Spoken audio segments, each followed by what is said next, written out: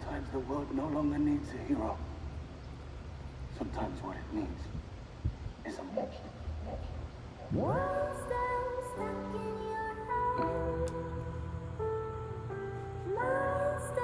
Hey guys, what's going on? Back here again with Black Sheep Reptiles and Incubators. I'm Jesse, and today we're going to get into a little bit of leopard gecko care. We got our first eggs of the season, so we're going to walk you through setting them up, getting the vermiculite set up properly with the proper humidity, and then getting them into the incubator. All right guys, let's get into it. All right guys, you can now see that she's got her eggs completely buried. I didn't want to go in there and bug her as she was working on nesting. She's now got her eggs, and I'm actually waiting for her to leave the nesting box. She's being very protective over them. And as soon as she's out, we will collect eggs and get them set up, and I will walk you guys through the setup for them. I use vermiculite, so once she's off her nest, we will get into showing you guys on collecting eggs and how to set them up. All right guys, so I've already pulled the lay box out. She just came out. This is our girl who is Mama. Tangerine Sunglow. Dad is a Max Snow Raptor. Her name is Lola, his name is Pinky, and they're two of our ambassadors. And obviously, lay box. Got a container to put more vermiculite in. And I got my bin of vermiculite down here. So let's get into mixing that up on the proper weights and everything. All right guys, I got all my materials out here. This is pretty basic stuff. So first, we're gonna take this deli cup and see if I can do this all on camera properly. That's spilling too much. Go into our vermiculite bin. I always keep a little scoop in mine, just makes it easier. You want about half the container full. But you can see roughly half a container worth. And you can weigh this stuff out and get exacts. But pretty much what you want to do is make a snowball where no water drips out of this stuff. I'm gonna mix it up now. I think I added too much water to that. Nice part is I've got the lay box right here, so I can easily switch out, or I can just add more dry. I'm just gonna mix this all up. And like I said, you want it to be like a snowball with no water dripping out. So I'm gonna pick it up. You see all that water coming out? That's no good, guys. I did way too much, so I'm gonna take that now. I'm gonna do a little switch in her lay box for some drier material. Just gonna put the wet stuff in there. Grab a little bit more of this damper stuff. And we just switched it out, mix it up again. And I can still tell there's too much humidity in this, so I'm just gonna add some dry. Put right back in on top with a little bit extra. Mix that in. Yeah, I know there's all sorts of tools to do this with, guys. The simplest is the best. And this is just coarse grind vermiculite. Now we're gonna pick that back up. Just a drip of water coming out. So a little bit more dry into it. The nice part is with the lay box, if I got too much, I'm just gonna put a little bit more back into there. More dry. And you do not want over humidity on your eggs. It will cause mold, it will cause all sorts of problems. So now we got this mixed up.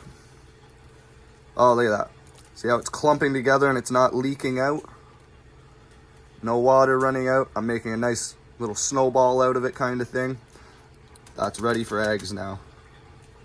And guys, I am no professional at this. As you can see, I make a mess. But next is on to excavating eggs, so we'll just move over here.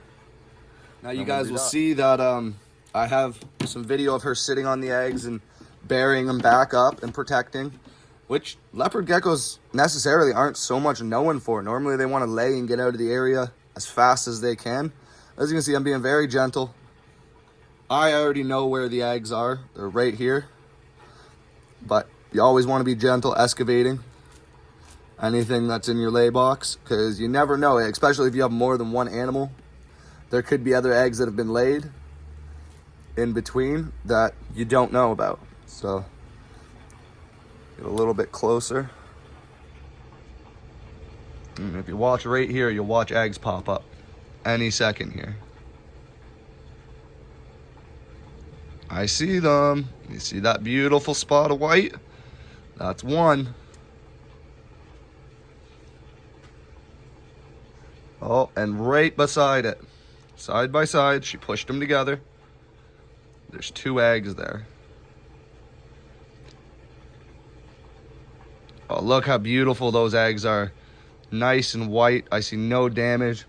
They definitely look like healthy eggs to me. The one may have a little bit of a window on it on this one. When we take them out here, we'll take a look. All right, now I'm just gonna grab my little container. We're just gonna set it right in there. We're gonna excavate these the rest of the way. Now, leopard geckos can lay anywhere from 1 to 3 eggs. People are gonna call me crazy, but I have had Leos in the past. I'm being very gentle because they will. Oh, they're actually stuck together on these ones. So there's our 2 beautiful little gecko eggs. And I'm gonna candle them later. I'm not worried about it right now. I know I have proven breeders. I do need to up the calcium, you can see. So let's get these guys right down into here. And that's it, guys. We just want to make sure that they're in their own little spot. And I have my incubator set to about 80 to 81 degrees. Bury them a little bit more. Get them down there a little bit more. But they definitely look like good eggs to me, nice and white. Normally a slug will be a lot more yellow. All right, guys, let's get them into the incubator, which is right beside me. You can see it. So without cutting, we're just gonna simply adjust the camera here if I can get it right. Just like so. And that's my incubator. Top is for geckos, bottom's is snakes. So this beautiful container of our first 2 eggs of the year.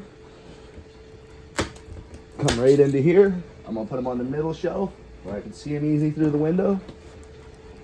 And that's it, guys. That's the basics of setting up leopard gecko eggs, especially for incubation. Leopard geckos are not one of the hard guys to incubate and hatch and do all that fun stuff with, raise. They're very simple animals. If there's any questions about any other incubation, please let me know. I have no problem answering questions. I love this kind of stuff. Feel free to reach out, guys. So once again, thank you for stopping by. Don't forget to like and follow, subscribe, share with your friends, guys. Checking out.